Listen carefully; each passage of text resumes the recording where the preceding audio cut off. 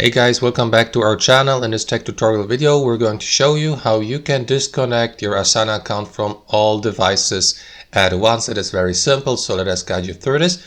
So guys, let's assume you're logged into your Asana account via Google Chrome or any other web browser on your computer, and you're simultaneously logged in, for example, via a laptop or another computer or one of your mobile devices, and now you'd like to disconnect your Asana account directly from all of these devices. It is actually very simple, guys. Simply follow my instructions, log into your account on Asana, and here on your home screen, click on your profile icon in the top right corner and access your workspace settings by clicking on settings here.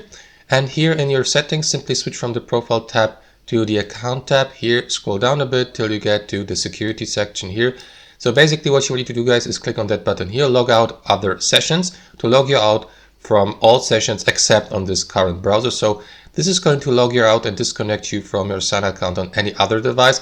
To log out here from your web browser, you will simply need to log out by clicking on your profile icon top right and by clicking on log out here. That is going to log you out and disconnect you or your Asana account from all devices or with all your devices. And that's basically it, guys. That's how it works. Hope you enjoyed this video, got some value from it, and we'll see you next time.